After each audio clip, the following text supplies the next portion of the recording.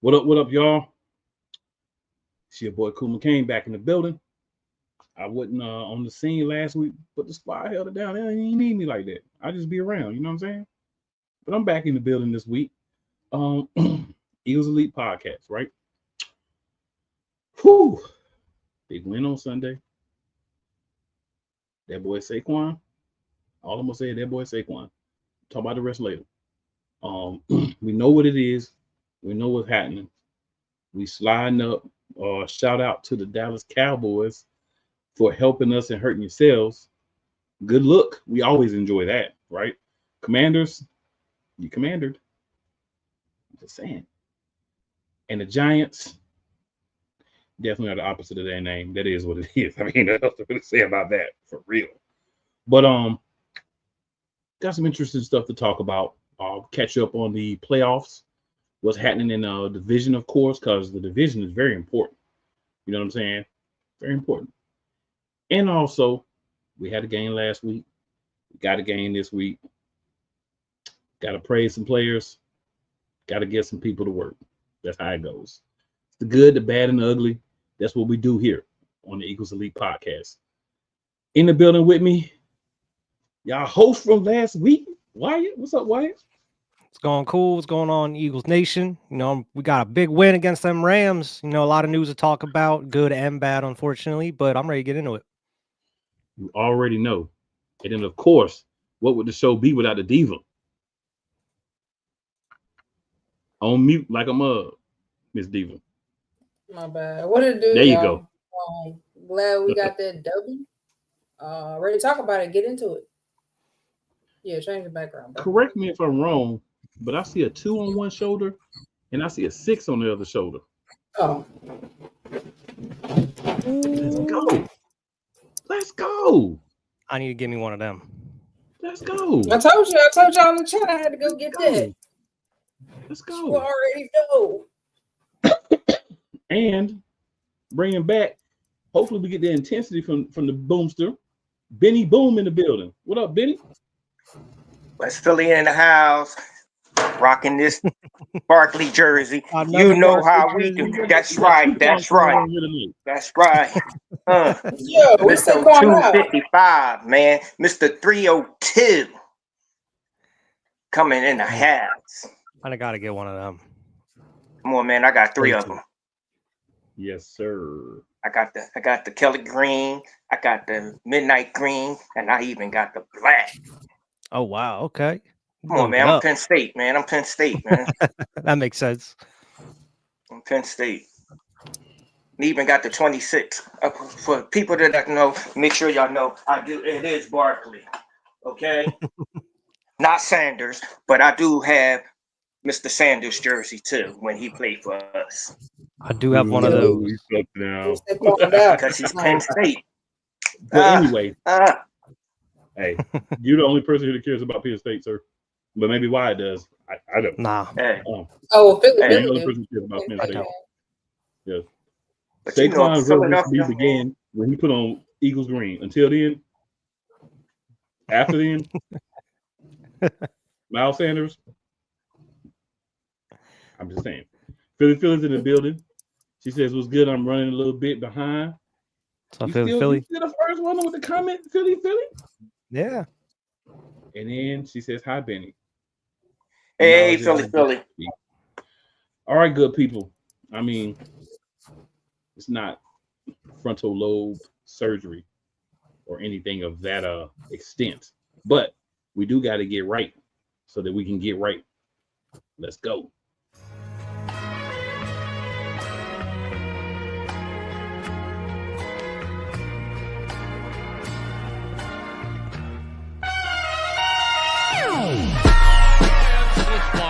The kick is away, and the kick it's good!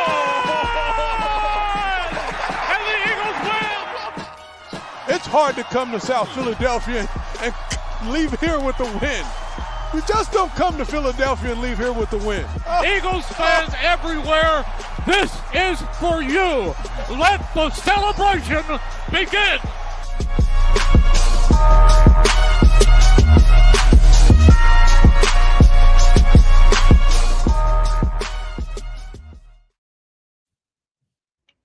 right, y'all. I don't know about you, but I feel a little bit more, hyped up after that, like every week. All right.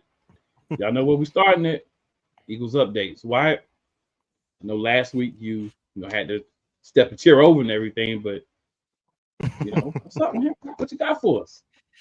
Yeah, we'll start with some of the bad news first. We got a couple players on the IR now. Starting with Bryce Huff. He's on the IR officially. He's been dealing with that. I believe it was a wrist injury since before the trade deadline. He even played a couple games, just limited snaps. But I guess it was bad enough he needed surgery. They moved him to IR. And of course, as everybody knows, probably right now, our guy BG tore his triceps during this game against the Rams, and he is officially out for the rest of the season. Had one of his best games of the season, and also overall had a great season leading up to this point as well. So, I mean, it's terrible to see him go out like that, especially in a year he was expecting to retire. Hurt piece. Only thing I'm gonna say about that is, don't retire, BG. Come back. Don't go out being hurt. Don't be Charles Barkley. You know what I'm saying? Come back, do another year, and let's do this thing. One more year, BG. You were talking about it already before you got hurt. One more year, let's go, baby. Yeah. Big said he can't quit. Big said he can't quit an incomplete year. So I saw that. Man, I feel where Nick coming from, but it's Nick. You know what I'm saying? No, that's Vic, all I'm gonna say right Vic. now. Yeah, Vic. Vic. Vangio, Vic. Yeah. Oh, I thought you said Nick. My bad. Yeah, Vic. You tell him, Vic. Dude's a soldier, though. He was out there at practice today, which is crazy. Yeah, he said he was going to be. I saw an interview. He said he was going to be out there, and basically, like, keeping the team hyped up. He's going to be talking smack to the other team from the sideline and all that. He's going to keep his energy. Involved with the team. You can't. A guy like BG, being here for 15 years. You really think he's going to have this injury and then just sit home? It ain't happening. I feel him. I was watching his, he was on a WIP podcast the other day. Well, yesterday, man. Just to see him sit there and cry on the air, man, because he know he feel like he's letting his teammates down and letting the city down. Look, man, we all know this game is dangerous. Injuries going to happen. But you gave us everything you had for 15 years. Everybody charmed in and said, never felt like you letting us down. Just get well and come back and give it one more shot before you really hang it out. Don't let this game be your last game. So we showing him that love. We showing him the appreciation, that we have for him. Even when he first got here. We everywhere. He's a warrior. He's a warrior. You know what I'm saying? A warrior. Why would us for us? Just some signings, just due to everybody going on IR. I mean, that's two defensive players on the defensive line that are injured. So they ended up bringing a couple guys in. Ended up bringing Charles Harris off the waivers and signed KJ Henry to the practice squad, as well as they released DT Siaka Ika, who I mentioned last week, who ended up signing, and a wide receiver Marcus Rosemy Jackson, which is a crazy name. But they ended up releasing that dude. But we picked up a couple DEs that we needed. So hopefully it ended up working out. I believe the one dude was from the Panthers who had like 4 sacks in 9 games. Like it's intriguing that he was dropped. That's Harris. Yeah, I was gonna say what's funny about it is the Panthers seem to have released like their top 4 sack getters for the season at different points in the season. Crazy. So thank you, Panthers, because I mean,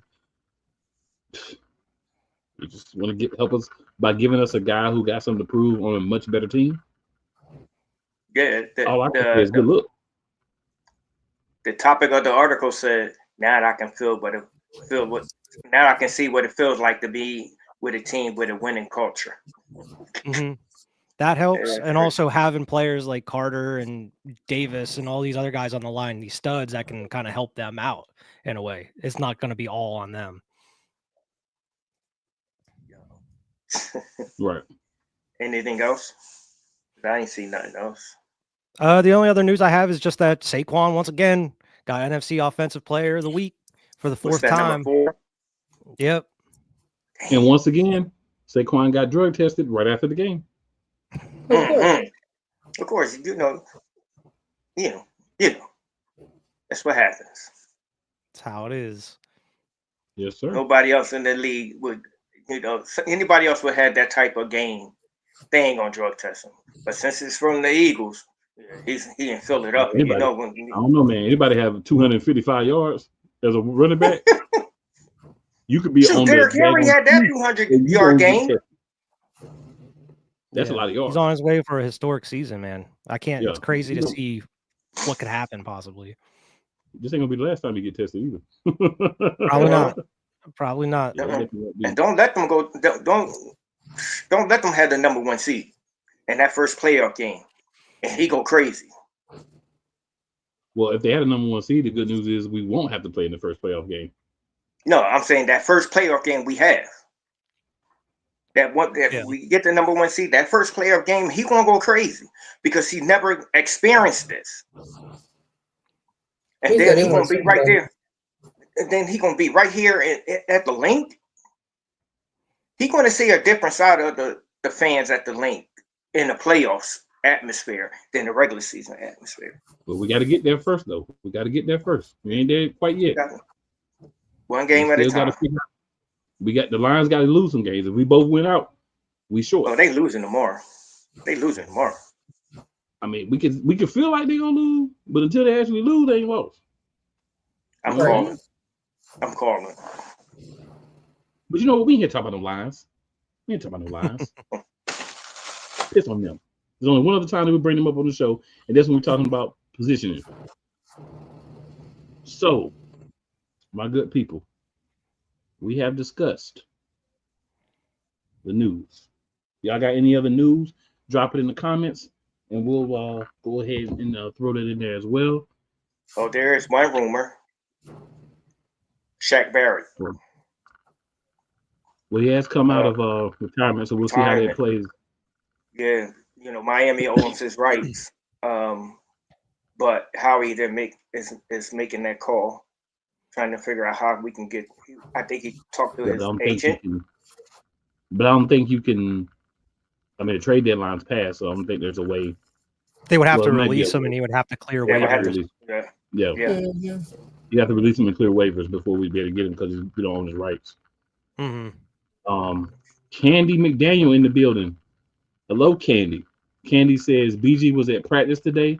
We're gonna need his energy every day. Exactly. Candy also says the interview tore me up. Yeah, I saw snippets of it. I didn't get to see the whole thing. I saw snippets and it was tough. And then Candy says, unlike the past DCs, I trust Fangio to figure this out. Mm-hmm. I agree, Candy. I agree because I feel like Fangio, and I mean, I was saying this even when we weren't looking good. I mean, I got my receipts. I said Fangio is the guy. You just got to give him some time to get this team where he needs this team to be. He's a proven commodity as defensive coordinator. A lot of these guys that come along, flash in the pan guys, they got this one system. They had a great team where they had a lot of guys that just happened to fit the system that they want. Vic been around long enough where he's ran the same theoretically defense, but he's had to deal with all types of players, right? He's got experience. He's got understanding. He got an eye. He's never worried about being a head coach. The thing that makes the best D coordinators, in my opinion, is the guys who I don't care about being a head coach. That's cool. If that come along in 10 years after I've established myself as a coordinator, cool, but I ain't really worried about that. Exactly. I'm worried about having the best defense in the league every year. That's your best defensive coordinators. Guys who just want to be defensive coordinators. You know what I'm saying? Not saying guys shouldn't want to be head coaches, and there's nothing wrong with wanting to be a head coach, but them dudes are just like them OGs that's still just a DC that you know have had the opportunity and want it. That's the guys you want. And we finally got one, the one we had since the late great, the great Jim Johnson.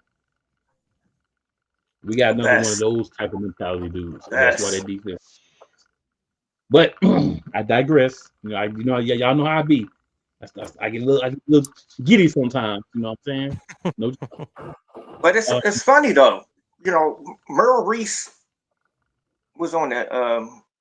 He was on somebody's show, and he said he asked Vic, what do he think about the guys he had on defense? And Vic answer to him was, ask me that question in November. We in November, so I guess we seeing his answer right there. He understands it takes time. He's not going to come out and start talking about good or bad when the team ain't had a chance to gel. You know what I'm saying? Got that right. Man, I'm glad we got him. Yeah. Now we jealous. I liked his answer today when they asked him about like possibly moving guys around with the absence of BG, and he was like, "I'm not trying to mess up any type of chemistry you already have. Like, he's not trying to change anything that Bond's doing or Nolan Smith's doing. Like, obviously they're going to have some extra reps and whatnot, but he's not trying to change the game plan for those guys." Yeah, because when you do something like that, you really messing up the mojo. Bond is playing. He playing that. Never knew who this dude was. Now I'm starting to see Nakobe Dean playing the way he played when he was in college. Instead of, he's more reacting instead of guessing.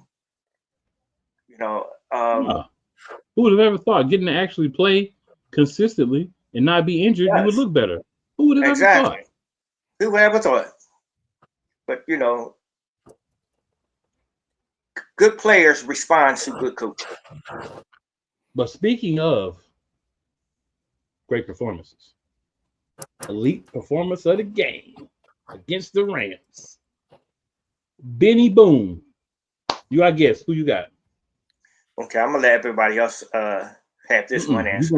But mine's is, if it wasn't for the 5 guys up front, somebody wouldn't have had that 302. I'm going with the offensive line. Because it starts right there.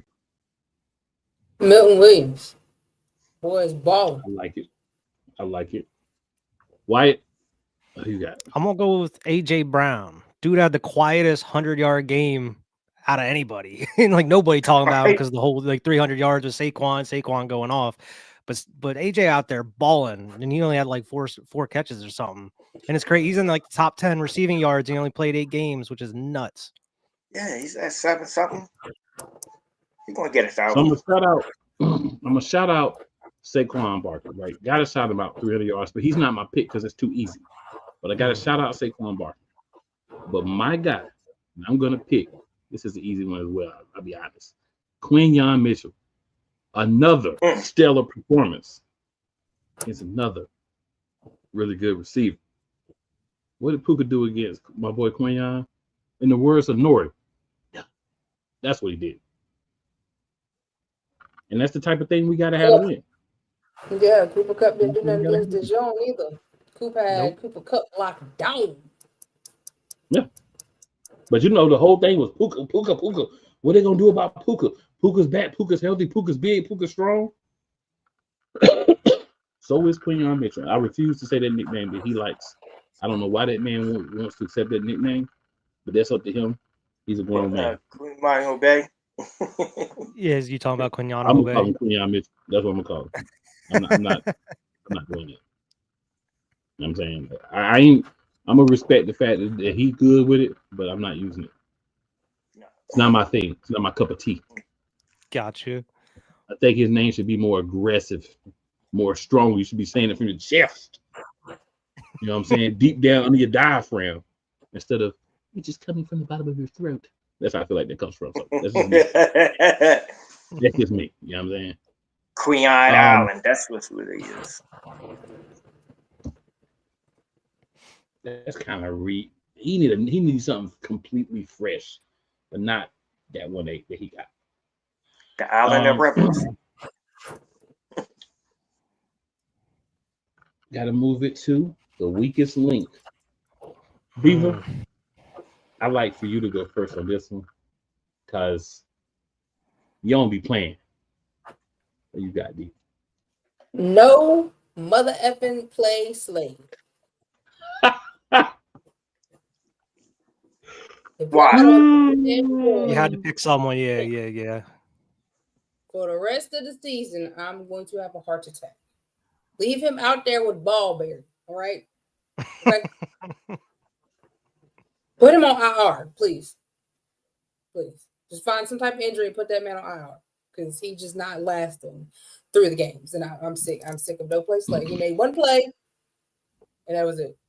He gone.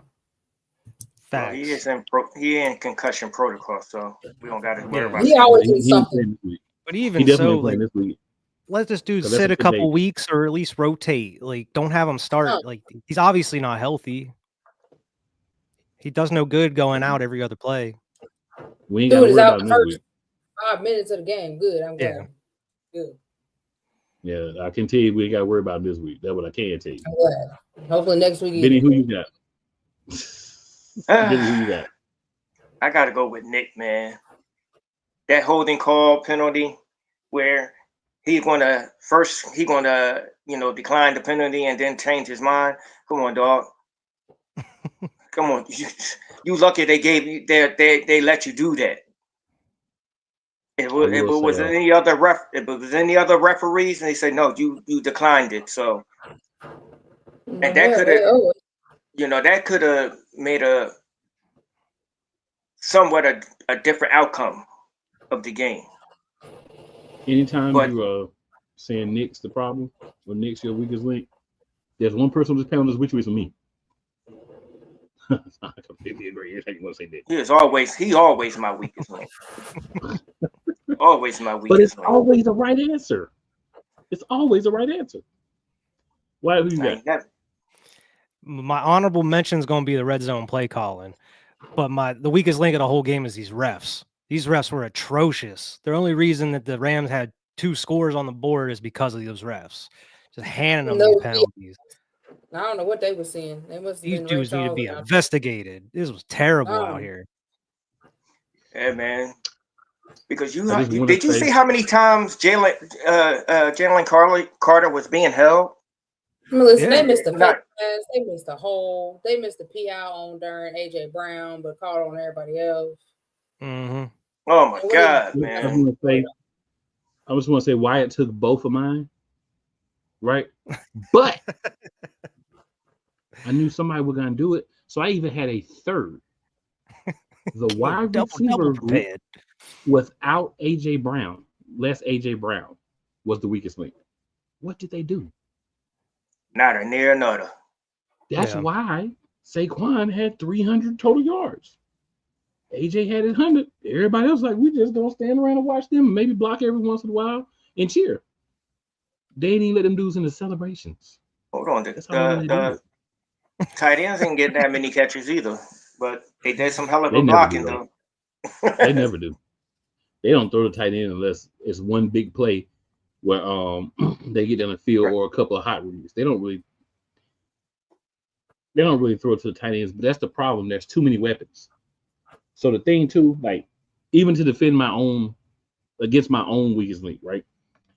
There's too many weapons. So what happens is you don't have Devontae Smith.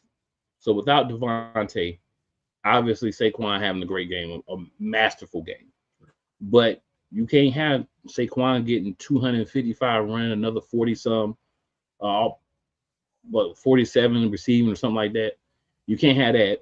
Then you can't have the rest of the receivers get 100 yards. The tight ends get 50 to 75 each. There's not enough plays in the game for that. So, but my problem is you're not even getting a couple of catches for 5-10 yards. Like, you're just chilling. You're just like, Saquon and AJ got it. Devontae ain't here. AJ got it. AJ will pick up the slack. Like, y'all got to get involved too. You know what I'm saying? Get open. Keep getting open. At some point, Jalen will find you. But you got to get open when you got the opportunities. You can't depend on 2 of the big 3 every week to be the main ones that get the yards. There's games where people are going to start saying, whatever it takes, we got to take AJ out of this game. Whatever it takes. If that's a double team and somebody over the top, he cannot get off. Everybody else got to step up. Devontae got a hamstring injury. He's not going to play this week. Let's be honest. Hamstring injuries, we saw that with AJ, a finely tuned athlete. He was out, 3 games and the bye. So we're not going to see Devontae for the next couple of weeks. That's what it is. The type of injury he's got. At this point in the season, you want to make sure he's good for the end of the season, going in the playoffs and everything. Exactly. So Jahan got to step up. We lost to Nias Williams because we decided to let people see what he could do and then put him back on the practice squad. That could have been a weakest link as well. But it is what it is. It is what it is. Got a few more comments here, gentlemen and lady. So Candy says, at the trade deadline, Vic said he got everything he needed. That's his answer. Key says, yo, we know you. He in the building. He in the building. Then Key says, I knew Diva was ranting about Slay, laugh out loud. You know. He had to get on his ass. Then Key says, darn, when I don't come on, Benny is on. That's why you come on, Key. Steve is in the building. Steve says, howdy, with the correction. He says, let me say this. Those refs didn't want to call anything on Sunday night and miss the challenge flag. Yeah, that was wild. We'll definitely get into that. Steve says, Steve says 255 rushing yards as well. Yes, and Key says, I'm cooking, laugh out loud. I'm coming for a plate. Right. But yeah. So good people, we're gonna hit that first commercial break here real quick. We're gonna slide back in the building. We got a lot left to talk about. Y'all already know what it is. Eagles Elite Podcast on another winning Wednesday.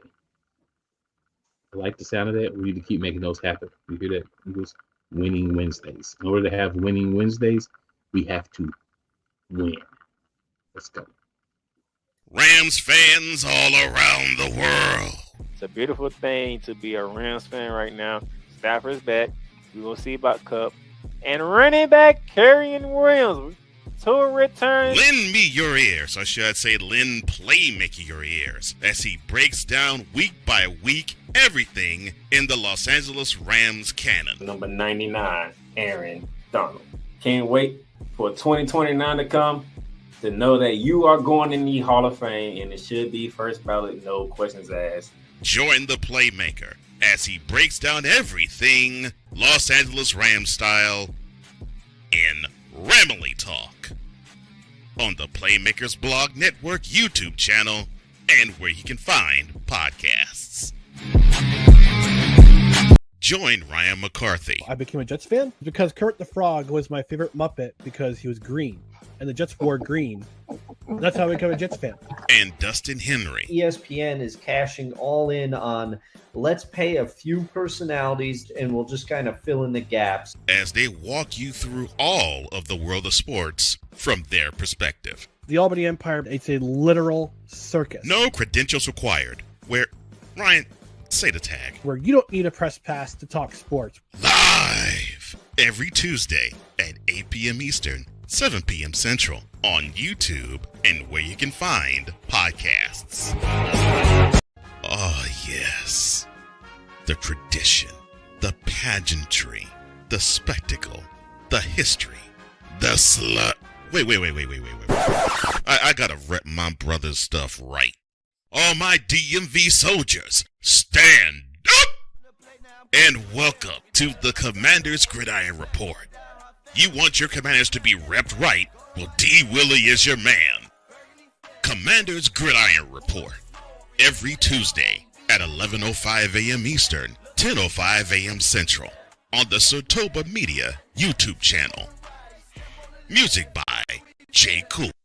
Whether it's news, the largest egg producer finds bird flu in chickens at a Texas plant, weather, devastating tornadoes rip through the heart of the United States, inspiration, a breast cancer survivor completed the journey of chemotherapy and now begins a future one of matrimony, or sports. Michael Jordan is shown on a photo with Diddy. LeBron James has a video extolling the virtues of a Diddy party.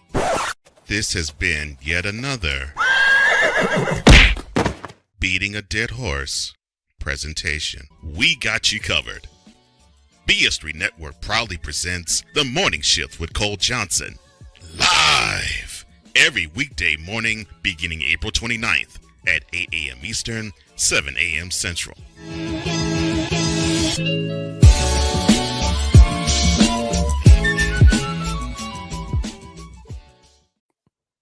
All right, good people, there you have it. We back in the building. And y'all know what time it is. Time to review that, I ain't gonna say masterpiece, but wonderful game against the Rams. No reason why it's a winning Wednesday, the whole thing. So, Benny, you are our guest.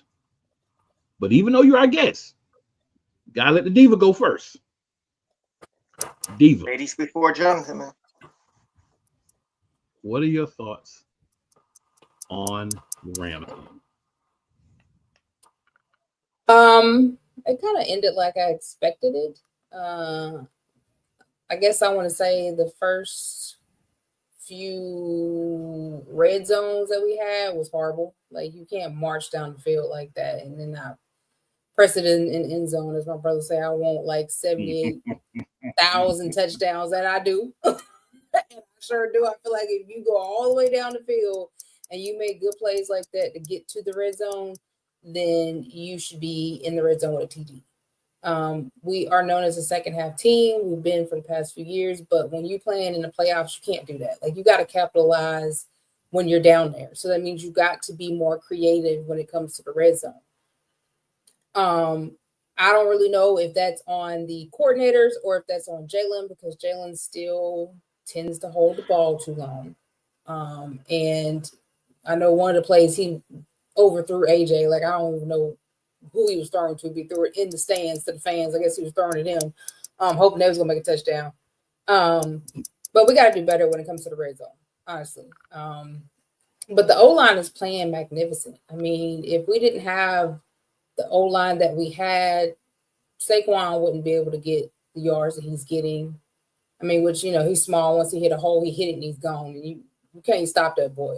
But that, I got to give props to that O-line. Like, that's the best I've seen the O-line, especially with Kelsey being gone, that I've seen us play. Mekhi Becton is a beast, man. Like, he's just a beast. Landon Dickerson, you know, and our center, like, they're just beast mode out there. Defense is amazing. Like, they're getting better and better each week.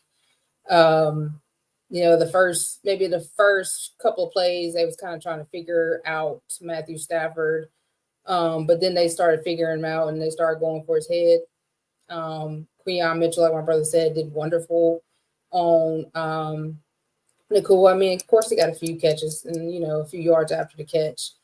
And Cooper Kupp was basically a non-factor. Dejon held him down the whole time. You even had CJ GJ was out there doing his thing. Like, defense is eating. BG was magnificent before he got hurt. Like, going after the quarterback. Nakobe Dean is finally the Nakobe Dean that we knew he could be. Josh Sweat has actually stepped up, which I'm surprised because Josh Sweat was absent for a long time.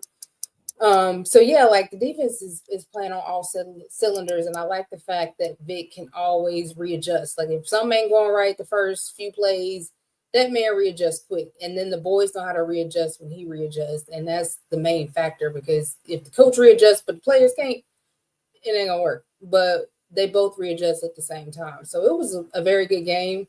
We probably could have scored 40, maybe 45 if we would have went in and scored the first touchdown. But yeah, I wouldn't worry. A lot of people was worried about this game, but I wasn't really worried. And we showed that we could really be a contender, and our defense is there. Oh, I gotta go off topic for a little bit, y'all. For just a bit, I gotta go off topic. So my sister wants a touchdown every drive. You hear me? I do too. I've been on the phone with her. Why not? And it's not even like, don't get me wrong, I want a touchdown every drive too. But if we get a field goal, she's mad. Right? But see, here's the part that's great, right? I've known her obviously her whole life, right? So I remember when she was just a little baby in the crib, right? And I remember when she started walking. And I remember when everyone was trying to get her to be a fan of their team, but me, right? I got a brother that's a Commanders fan, so he say, but he likes the Ravens now too, right? Oh Lord. We got brothers like Lions fan, got a brother that's a 49ers fan. So when she was at that point where she started watching sports and she was picking her teams, they all trying to con her into watching their teams. I ain't say nothing, right? I just watched the game, talk about the team, I ain't say nothing. I ain't go to her and try to give her lollipops and, you know what I'm saying, try to bribe her. And she came to my side, and now I'm sitting up here doing the show with her. You know what I'm saying? So I just got to get it out real quick. I love doing this show with her. I love these guys that come on. I love Wyatt too, but to know somebody with a baby and be doing the show with them, it's just great. You know what I'm saying? So I have thrown it out there. It's Thanksgiving coming up tomorrow. I'm thankful that my sister's on here doing the show with me. Benny, what you got? I'm gonna have to turn my camera off for a second so I can wipe my eye. Oh, brother. Well, here's the thing. I'm gonna leave the offense alone. I'm just so amazed on how these two young bucks, Queon, Coop, they holding up. They accepting a challenge from everybody. They not backing down. And that's the type of toughness you need when you play defense. You can't back down to anybody. All week before this game happened, that's all they kept saying. I'm hearing, well, now you're going to go up against two polished receivers. Coop, he didn't back down, not one bit. Every time Cooper Kupp got a pass, the Gene was right there. Bam, bam, bam. I knew the boy was good. I didn't know he was this damn good. This damn good. And Mitchell, if it wasn't for the garbage time, well, truthfully, Sidney Brown was supposed to be in that spot. And Cooler, he wouldn't have got that touchdown. Because Queon had to try to make up ground to try to stop him from scoring. Because Sidney Brown, he should have been my weakest link. That should have been my weakest link right there. But I mean, this defense, man, I'm just loving what these coaches is doing.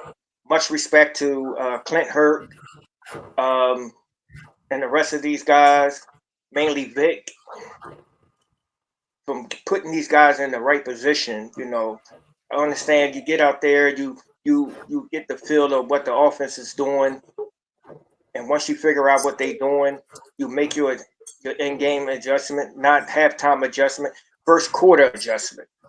It's so amazing just to see these young guys just playing Eagles football, the type of football that I'm so used to seeing, that I grew up watching from the late 70s up to now.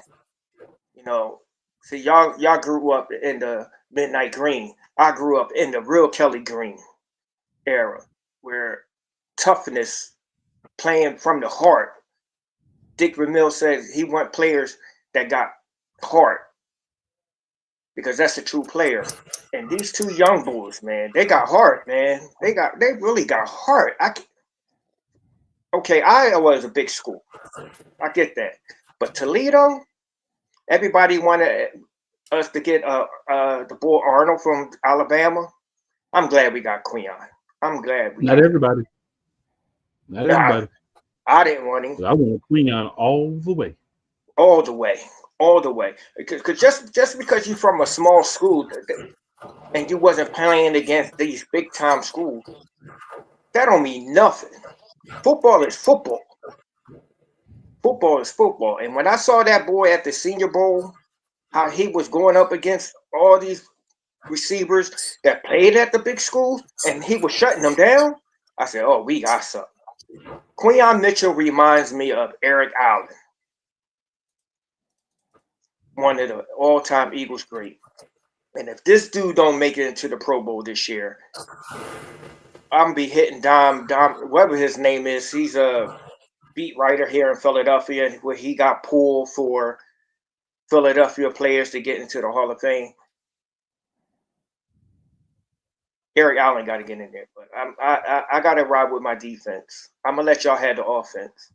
Don't I just like, I watch football for defense. I don't care.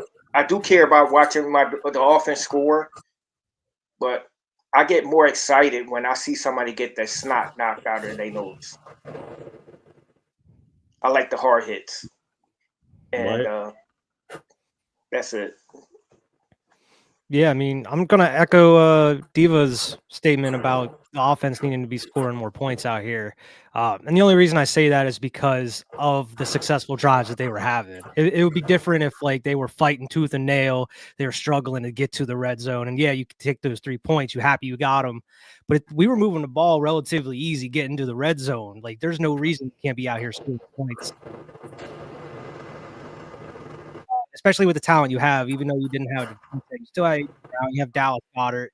It just seemed like they were kind of scared to throw into the red zone. They were always just trying to run the ball. Yeah.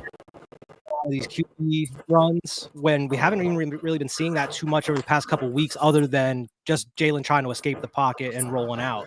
It seemed like they were actually going with a lot more QB draws in this game for some reason, even though they weren't working, with the exception of one.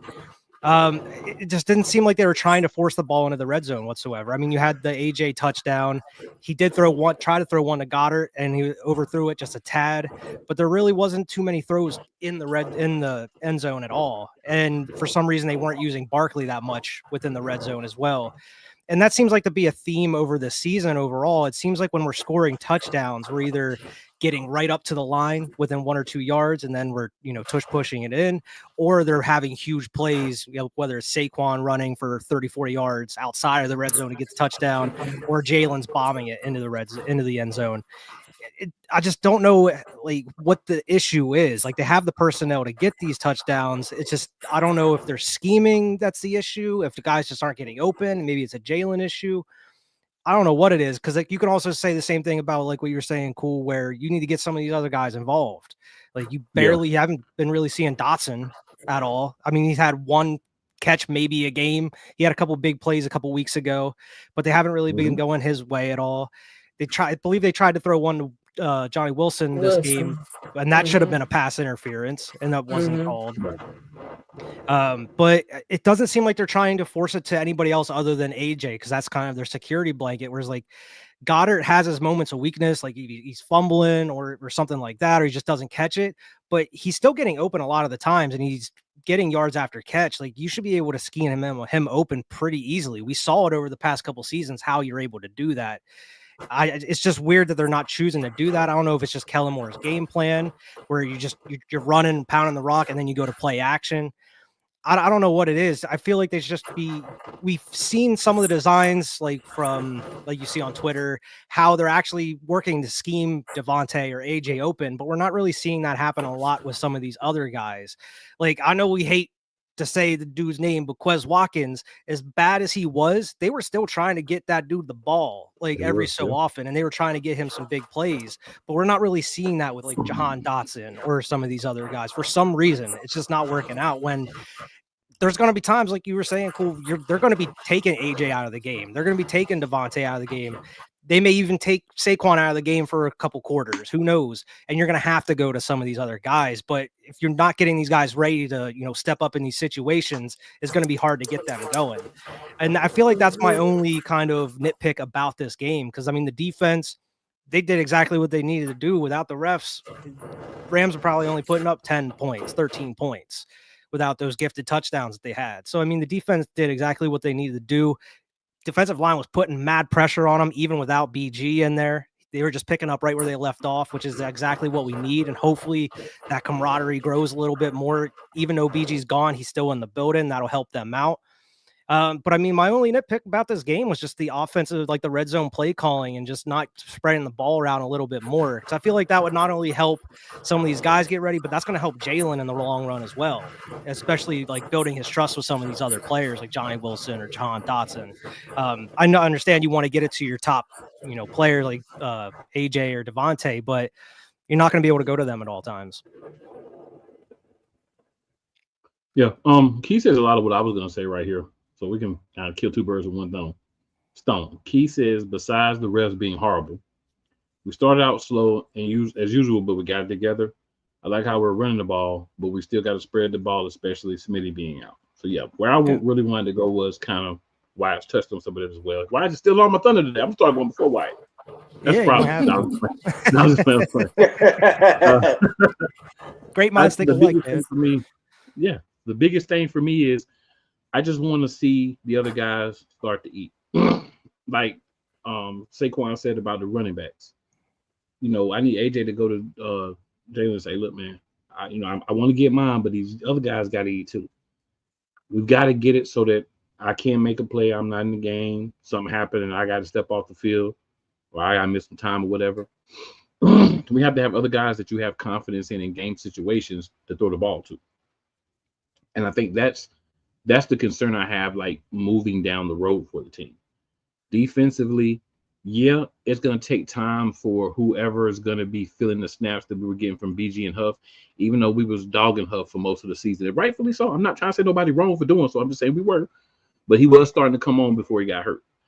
And we're going to have to, whoever's going to replace them, it may take some time for them to get acclimated for us to look as good as we looked this last couple of weeks. But I still think we'll be fine.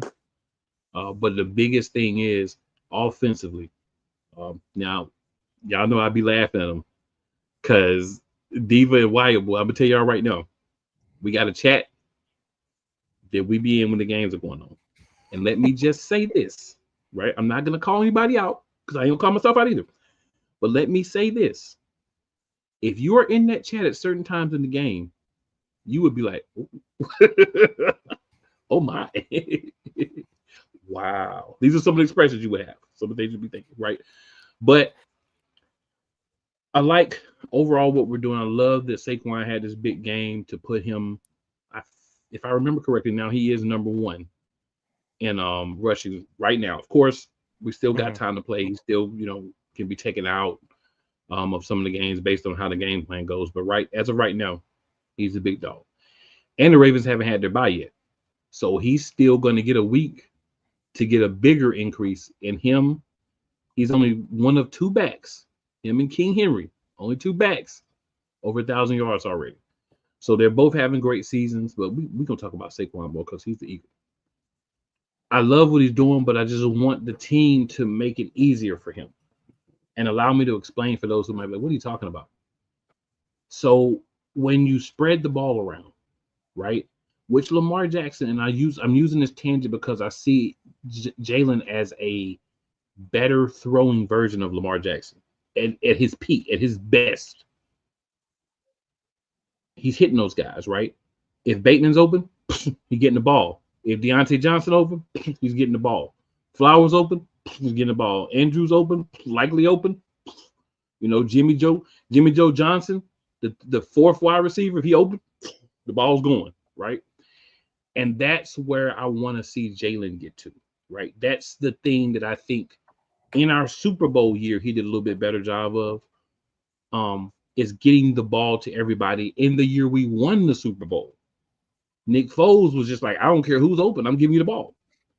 And that's what we need, right? There's times where you say, I need a big play. I know my big play dude, is 1K always open, right? I know that's the dude to go to when I need a big play. I throw that thing up there, he's going to make the play. I throw that thing in the middle of the field, he might break it for 30, 40 yards. But Dotson getting his, we got Britton Covey back, Covey getting his. Covey's really the one who cost us Anais Williams, if we want to be honest. Because if he wasn't there, Anais Williams wouldn't have been a practice squad and got snatched up by Miami. That, I think, might hurt 2 or 3 years of their lives. Throw it out there. But get those guys involved. They may drop the ball. That's okay. Get them the reps. Get them in the game. Start to work them in with Jalen so that if situations come up, they're comfortable. They know where he's going to put the ball.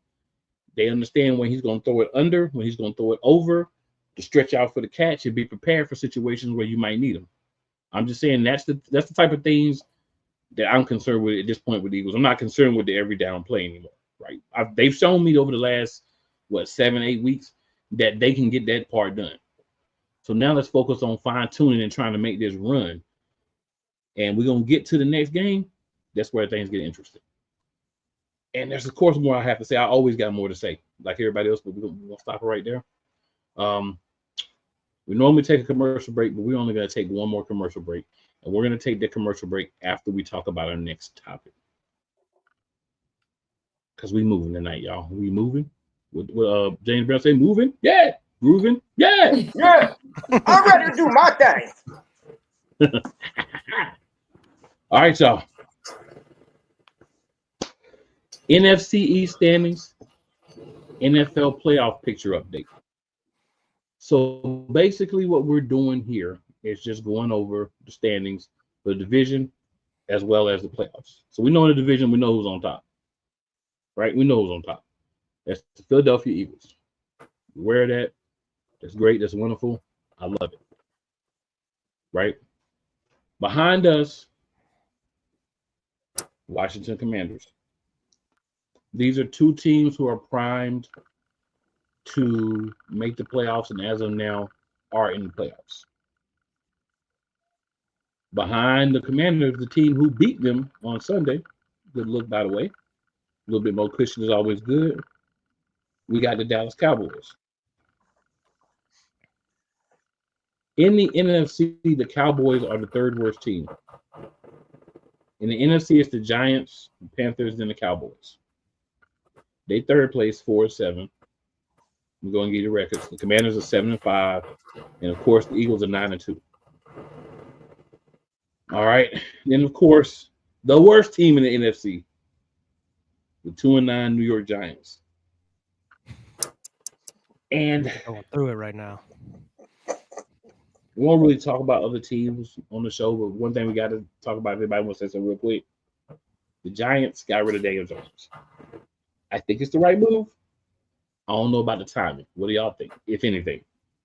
Bad timing. Very bad timing. It wasn't. Yeah. I'm gonna miss playing against Danny Dimes twice a year. Danny Nichols. Mm-hmm. I mean, I call him Danny One-Cent. Danny Penny. Danny One-Cent. But yeah, they're going to be like, it's a huge cap hit next year just by releasing them. Yes. Yeah, you give them all that money and then you release them. Stupid. You know who's not mad about it? To not pay Saquon, and now you don't have either of them. Well, good. You know who's not mad about it? Danny Pennies. And you got E-Money getting in the building. He said, "What up, E-Money?" He says, "Go Birds with the 1, 2, 3, 4, 5, 6 flying Eagles." E-Money makes another comment we'll get to in a minute, but I go ahead and throw his out there. E-Money says Eagles 52, Ravens 17. Happy Damn. guy. That happens. I'll be sleeping like a baby. Right? If that happened, they might as well just give us the trophy now. NFL on alert if that happens. That happened. That means the defense. That means Derrick Henry did not get off at all, and Lamar didn't either, and Flowers and Bateman didn't either. Exactly. I'm just hoping that that defense will show up and show out the way that defense showed up and showed out against Derrick Henry when he was with the team. Don't let E-Money get us off track. We're going to get to it. Don't let E-Money get us off track. She says, like, we called up CJ, the tight end, CJ Uzoma, that's what she's talking about, which he's not bad. We don't even throw to him. When I was talking about, spreading the ball around. He also says on the field. And she says, Benny, you got to come on 7,200 seconds one day. This key show. Definitely. You got to link up with Key and do that. Diva and Wyatt, I'm sure she would love to have y'all if you're available whenever they're recording.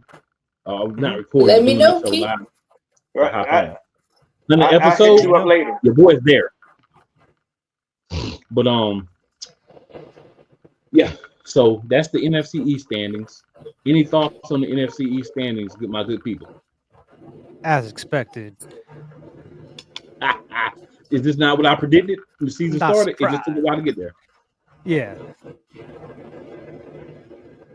All right, so we're gonna talk about the playoff race, and what we'll do is, since we got to include the AFC, we'll talk about we'll include all the teams that have 5 wins or more. You got less than 5 wins, we're not even taking the time to talk about you. So in the NFC, in 11th, we got the San Francisco 49ers at 5-6. They might be 4th in the West, but they win like 2 games in a row. They might be 1st. It's crazy work over there. Mm-hmm. And that's supposed to be the division dangerous. You know what I'm saying?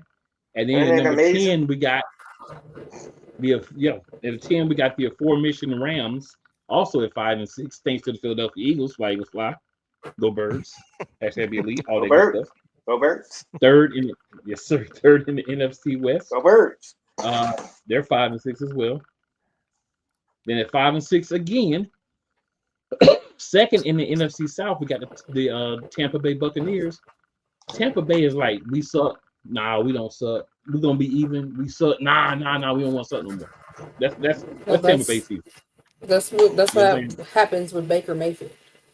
Mm-hmm. Exactly. Or like I like to call him Faker Bayfield. Yeah. But yeah, you do get that. Then second in the NFC West, 1 spot out of the playoffs right now. At 6-5, you got the Arizona Cardinals. I told people it's fool's gold over there. When your head coach is fools, your team's gonna be fool's gold. I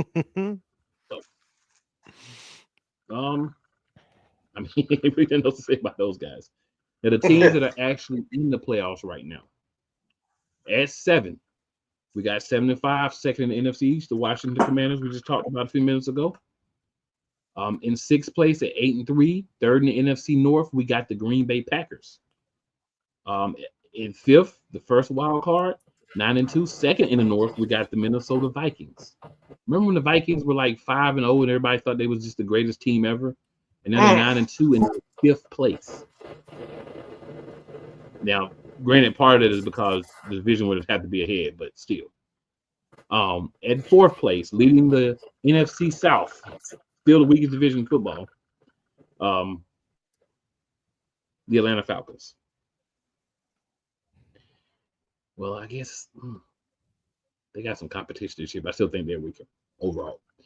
In 3rd place, 6-5, first in the NFC West. Remember, 5-6 puts you 4th or 3rd, second. 6-5, first place, the Seattle Seahawks. They're in 3rd place. Of course, the best team in the NFC, which I'd say if they was 0-7, 0-15, you know how I do. The Philadelphia Eagles, 9-2, first in the East, of course. And then your number 1 overall seed, as of right now, the 9-1 Detroit Lions. So, ladies and gentlemen, any thoughts on the NFC playoff picture? I think it's going to be switching up as far as like 3 and down. 3-7 is going to be switching up over the next couple of weeks. But I think the top 3, top 2, we coming for Detroit. They just need to slip up one of these weeks. And based off the schedule, exactly, and based off the rest of the season for both teams, Lions have a tougher schedule through these last 6 games or so than we do. Yeah, so they still got to play Green Bay again. You know, they got Green Bay again. They got to play Buffalo, even though Buffalo in a different conference. Mm-hmm. But I'm trying to tell you, I got this funny feeling tomorrow the Bears is going to win this game. I got this funny feeling. Don't ask me. You're going to put a bet on the Bears then, sir? Already did. We just got to make sure we come out with a dub on Sunday then, if that happens. Exactly. This is to me the game we'll get to in a minute, but that's the important game for us. Mm-hmm. AFC side, we'll run through them real quick. 5-7, the Indianapolis Colts. That's more wins than I thought they'd have at this point. They're second in the AFC South. And then moving on up now that Tua's back. So shockingly, and I'm saying that sarcastically, of course, 5-6, the Miami Dolphins, second in the AFC East. But here's where the playoffs get real crazy in the AFC. 7th place, 7-5. 3rd in the AFC West, the Denver Broncos. 6th place, 7-4. 2nd in the AFC West, the San Diego or LA Chargers. In 5th place, 2nd in the AFC North, the Baltimore Ravens at 8-4. And this is all tight, y'all. Think about this: 7-5, 7-4, 8-4. That's that booty tight. There's not a lot of room for, you know what I'm saying? There's not a lot of room for. They yes. Woo! Take that. No bad boy. In 4th place, 7-5. 1st in the AFC South, the Houston Texans. 3rd, leading the division 8-3, the Pittsburgh Steelers, the AFC North. 2nd, 9-2. 1st, AFC East, the Buffalo Bills. And then, of course, the NFL's favorite at 10-1. 1st in the AFC West, the Kansas City Chiefs. No, that's the refs' favorite. I'm just my new nickname for him is I'm just gonna start calling the NFL's favorite. You know, NFL love them. The golden team. Yeah, the golden team. I'm gonna say like my man, my boy say, he called them the Queefs. Yeah, that too. You know what I'm saying? Well, yeah, that team. Yeah. Key says we almost there. 3 more episodes to go. Say less. Say less. One more time. Say less. All right, y'all. So, we'll take this last commercial break. Come back. And we're going to preview. I think I've had circled. I've been talking about since the season started. Our toughest game of the year. Don't mean we can't win it. It just means we're going to have to get it to win this game. Let's go. Drew Willingham. In this case, yeah, you put the blame on Kyle Shanahan for apparently not preparing the team enough for the overtime rules, supposedly. Cole Johnson. Peyton was considered a winner, and he was the darling of all darlings for Gerald. With a special appearance by Tyrone Alizé McDummy. Ain't nobody calling me. Text delete. Join these 2 football enthusiasts as they give you Total Football Talk. Live every Monday at 4 p.m. Eastern, 3 p.m. Central on the Sertoba Media and the Comey Media YouTube channels.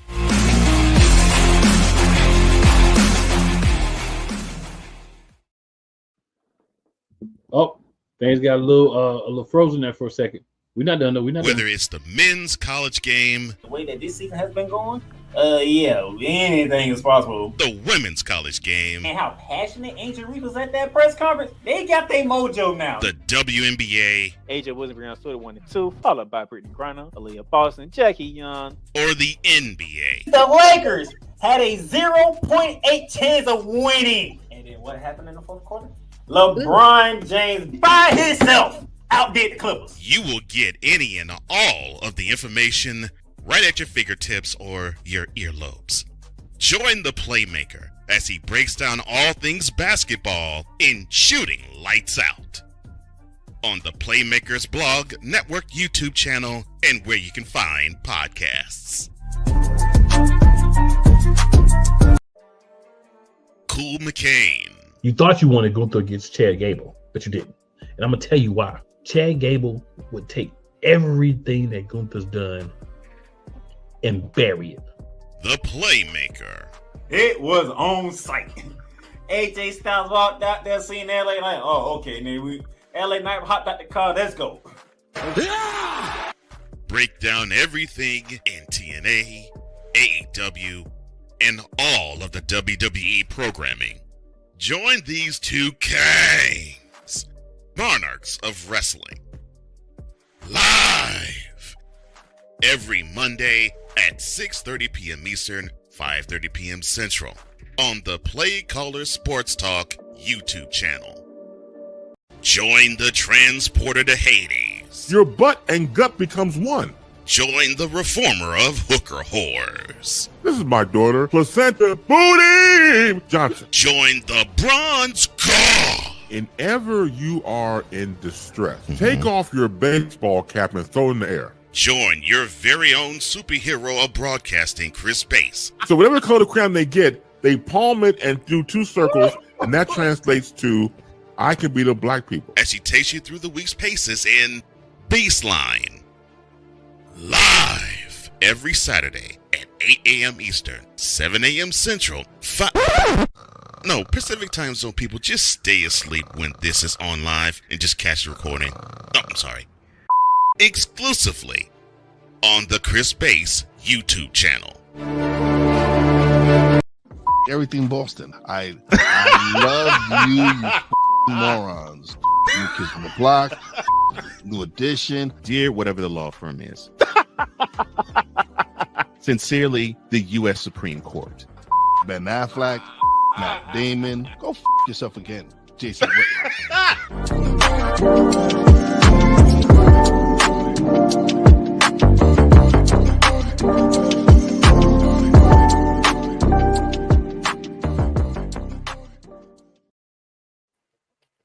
All right, good people. It's that time. I don't know about anyone else. You know me, I don't try to speak for anybody else unless I feel overly confident. But for your boy, ever since the schedule was released, there's been one game that I highlighted. There's been one game I drew a red circle around. I ain't gonna front. I'm not saying I'm scared, but I'm saying I'm concerned. And that would be Week 13 against the Baltimore Ravens. Now, I know I'd be like, oh, I'll go first. I'm going to set this one off. Okay? So, for me, Baltimore Ravens, there's several concerns that I have with the team as a whole. The main concern I have is the two-pronged running attack that they have. They basically have 2 running backs in King Henry and Lamar Jackson. One of them just happens to be able to stop on a dime and throw a tight spiral to an open wide receiver, tight end, or running back, which is dangerous. The other one just piles on yards year after year. He's always one of, if not the running back that we say, oh, he should be in the race for MVP. Don't get it because running backs don't get it. Maybe if one of them break Eric Dickerson's record, possibly they might finish second in the vote, maybe, right? But we don't always tackle the best. We even go back to last week before the end of the week. There were times even Kyron Williams was just dragging people. If we do that against this running attack, that's going to lead to trouble. That's going to put more pressure on the offense to go down and try to get more points. And it's going to keep the defense on the field more because they're going to run it 5 yards, 10 yards, 5 yards, 7 yards, throw it for 30, run it for 5, run it for 2, run it for 1, score on a 2-yard run. We have got to tackle. We have got to wrap up. We have got to make this contact fall backwards. To stop King Henry, you stop him before he gets going. When he's still accelerating, that first 1 or 2 yards, when he's still in the backfield or just coming off the line of scrimmage. We learned that from watching teams like the Chiefs, the 49ers, and other teams do that. Once he gets going, he will throw you by the face mask without illegally sling you by your face mask on the ground and keep running past you. So got to game tackle him. We got to have gap integrity. If you're responsible for the C gap, your hind parts need to be in the C gap. If you're responsible for coming off the edge, you need to seal the edge. You have to have dedication. You have to have the ability to focus on one thing, and that's Derrick Henry, if that's your job. And you also have to read that RPO. Is Lamar Jackson keeping that ball? So you got the same problem with Lamar Jackson. If he holds that ball, he run like Jalen Hurts run when he decides he wants to run. But he'll do it anytime. He ain't gonna do it 5 or 6 times a game and stop. He gonna do it until you stop him 5 or 6 times in a row. So we gotta be aware of that. And our safeties, our corners, if they're playing back or a linebacker, if they get switched on them or whatever, they have got to maintain their coverage or maintain those zones, depending on how we're playing, and not come off everybody if Jackson takes off. Henry takes off, you can come off. But when Jackson takes off, you have to still stay disciplined. I'm not asking you to stay with a receiver for 7, 10, 15 steps, but I'm saying you still have to stay in their area. You still have to maintain however you're playing. If you're playing zone, you still have to maintain the zone. If you're playing man, you still need to stay a respectable distance with that guy or stay in contact with him or stay close to him, because we can't allow one of those guys to wriggle free and get behind the coverage and get a deep throw. Because Lamar Jackson will throw it while he's running to the line of scrimmage and fire it, cannon on him. For our offense, their defense is not as good as it's been in the past, but you make a mistake, they're not going to drop the ball, Jalen. You throw the ball in the coverage on them, they're going to pick it off. You leave somebody out there and you lead him in the air to get hit, they're going to try to break him in half. You come off that line and you decide at the last minute that you might want to pass and you're not running hard, they will hit your hind parts. They're not going to play. They're not going to leave gaps open. They're not going to try to tackle you by your shoestrings. They're going to try to spear you every play that they can. They are tough. They are aggressive. Ask the Commanders. They don't come out to play any games besides the game of bruised black and blue football. So this is the game where it's going to be guts. This is a game where the young boy is going to earn some stripes. And this is the ability to say, I know what we see and what we normally do, but with that guy at quarterback, you got to play a certain way if you want to win. That's what we got to do. We've got a similar player in Hurts Myron that we defense practice against, but not to the level because he doesn't hesitate. And that's the most dangerous thing about Lamar Jackson. He doesn't hesitate when he's running. He will take off just like a running back and stop and throw, or he'll take off like a running back and get 15, 20 yards on you, or however much you allow him to get. That's what I got. I think we can do it, but those are the things we have to be concerned about. Diva, what you got? Yeah, I mean, you definitely got to be concerned about Derrick Henry. I wouldn't mind putting a spy on Lamar Jackson because, you know, he's a runner. He's a thrower.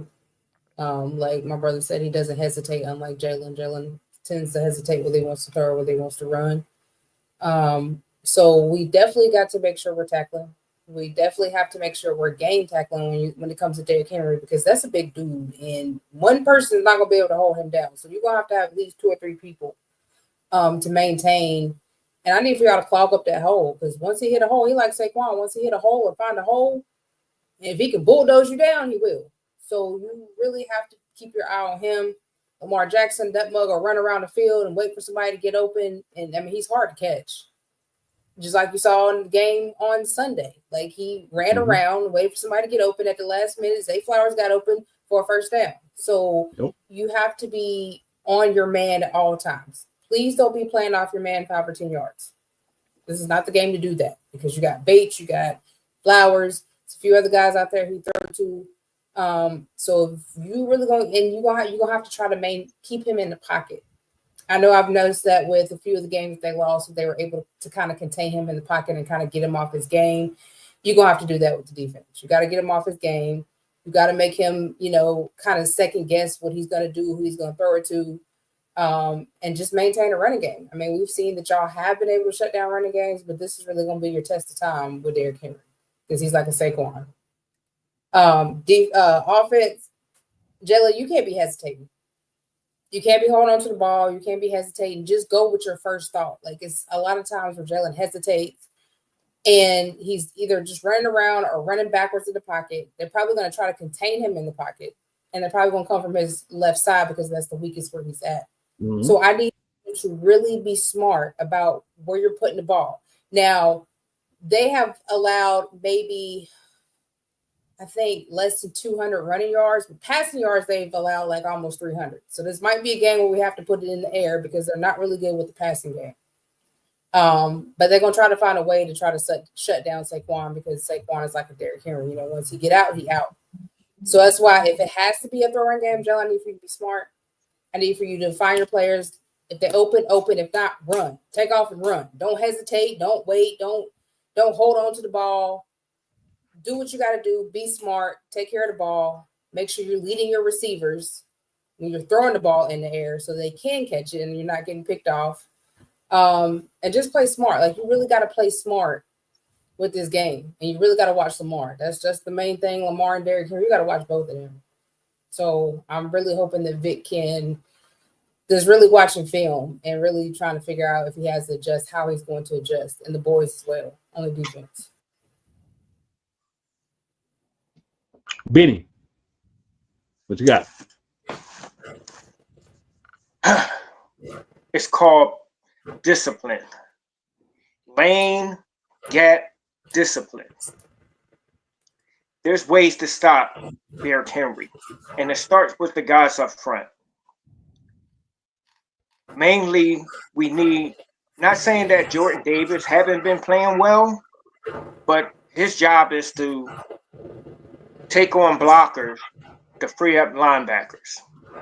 Mm-hmm. But them linebackers have to be lane, gap, discipline. They got to know how to tackle. Don't try to tackle Derrick Henry high. You ain't getting it. Go take his legs out. Take out his legs. It's legal. It's legal. The way to stop Lamar, spy him. Because your corners, your secondary is going to lock down those receivers. Those receivers don't scare them. They got speed. But if you spy Lamar, you play that tight, whatever type of zone they're going to play. I don't know. They're going to play man, or I don't know what they're going to play cover 2 zone or whatever. Whatever defense that secondary is playing, everybody got to be talking to each other. They got to be talking to each other. Communication is the key with this secondary. Because I've seen so many teams, if they take a page out of the Steelers book, Lamar didn't do much against the Steelers. They caused turnovers against them boys. It's ways to stop an offense like Baltimore. Now, for the Baltimore defense, they don't scare me no more. Like that's not the defense of the Ray Lewis era with Ray Lewis and Ed Reed. You can throw on them boys. So AJ should have a good game against this defense. But it's up to the coordinators to call a good game. Get some of these mesh plays in. Stop trying to, do the lateral, going downfield. No. 1-2, bow. 1-2, bow. Cross patterns. That's all you got to do against this team. And they're going to buckle. They're going to buckle. I don't watch the Eagles. I watch everybody. I study everybody because I know one day my team going to have to play this team. And the only person that on that defense that really I have concerns for, Hamilton and Roquan Smith. Everybody else, I don't have no worries with them. But those two guys, Hamilton is the key. He is the key. Because they're going to bring him down to the box to help. He's going to try to help stop Saquon. Once you see him come down, that's when you do those cross patterns. 1-2, pop. Because they corners ain't nothing. They weak. They are weak. But other than that, it's called having, they got to play smart, disciplined football. Smart, disciplined football. It ain't none of this 15 plays, scripted plays. No. Nick need to sit back and say, okay, Kellen, you got it. Do your thing. What you do in the second half, I need you to do in the first half. If he let Kellen do that, we got it. We got it. All right. Wyatt, last, of course, but not least. It's that. Yeah, I mean, as far as offense, like I mentioned earlier when we talked about the Rams game, they just need to spread the ball out a little bit more. I mean, I think AJ is probably going to have a good game, like most of the games that he's able to be in. But you're going to have to spread the ball out a little bit more, whether you get it to Goddard or Dotson. Like we talked about earlier, I don't think Smitty's going to be available for this game unless he's able to have a couple practices. But I mean, it's better be safe than sorry with a hamstring injury. So I don't expect them to be out there, but they got to find ways to get the ball to these other receivers. Whether you're just scheming guys open across the middle of the field, doing short slant routes, something. Yeah, I feel like they're not trying to adjust. They're sticking with the same game plan they have when Smitty's in there and AJ. I feel like you have to adjust with some of these other receivers. Not everybody is Smitty or AJ. But they're going to have to put up as many points on the board as possible, because this may be just a game of points at this point, depending on how the defense fares. We thought last week was going to be the biggest test of the year as far as facing it's the secondary, going up against Puka Nacua and Cooper Kupp. I think the biggest test, like Cool mentioned, is this week when you're facing an elite quarterback who's able to run. We haven't faced a quarterback that's able to run like this in quite a while.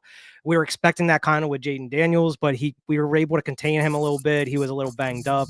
He wasn't able to run as much as he normally does. But with Lamar, he's so shifty and elusive. Like Cool mentioned, he's able to stop on a dime.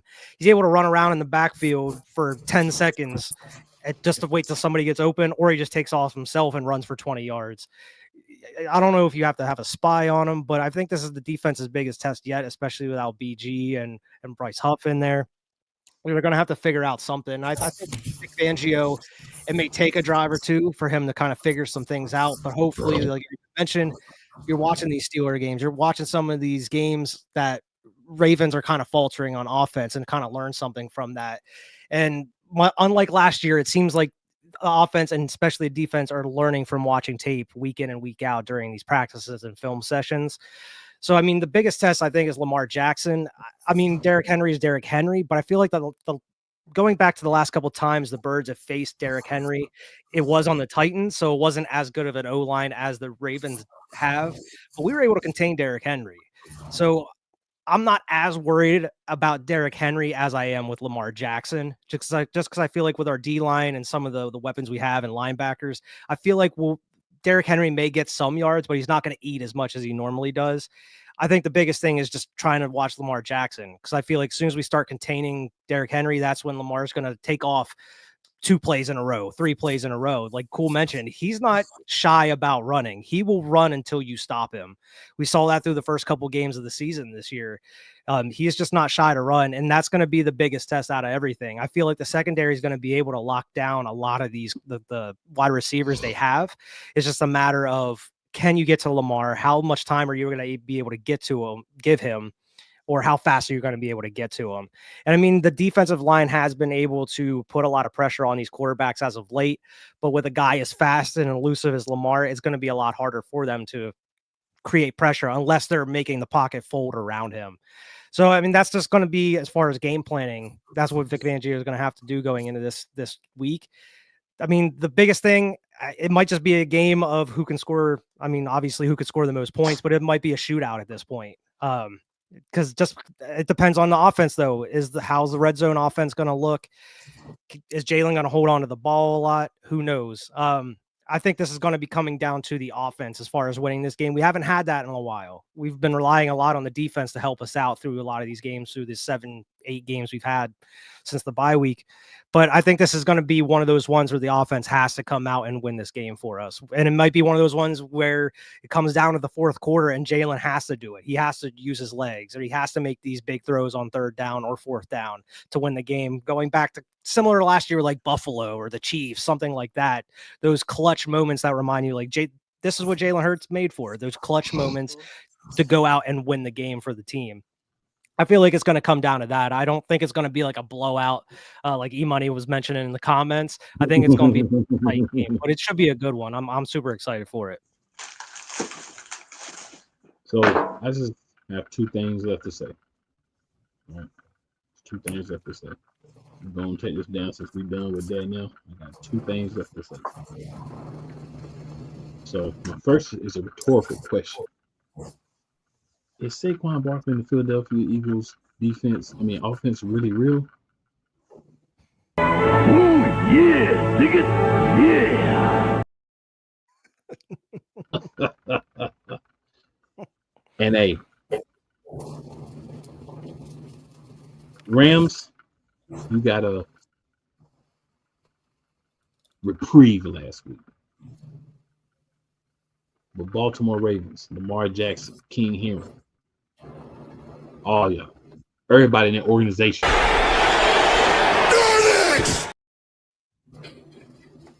Oh, I gave it to him last week. You might you miss did? it. Okay. Oh yeah, I made sure those clips were in there. My man. I ain't even brought out the cream of the crop. Told you he did a good job, man. I might have missed a little bit at the end. I was going back and watching like pieces at a time. Oh yeah, and I might have missed a little bit at the end. I was making sure we weren't going to miss it. That's show sir, yes, tradition sir. at this point. Oh, and by the way, because I am a petty individual, New York Giants, Dallas Cowboys. This is what you need to say when people ask you about the playoffs. What's that? Playoffs? Don't talk about it. Playoffs? You kidding me? Playoffs? I just hope we can win a game. Cowboys still stink. But good look in helping us get a little bit more breathing room in the division. We appreciate that. Facts. And hurt your own draft position. It's like you took the proverbial gun and just shot yourself in both the feet and your legs. And then you ran around talking about we done bored after you did it. Great job. Great job. Great job. We will be back next week. Hopefully, we'll be talking about another winning Wednesday. I'm pointing that for wins from now on. And you never know who might be here. All right. You never know what we might see or do. Y'all make sure y'all check out our guy Benny Boone, who be keeping us fresh with the derby. Yeah. Make sure you check him out. That's the man himself right there. That's clean. That's clean. We'll see y'all next week. And we out. Y'all know how we end things. Make sure you back. You know what it is. Like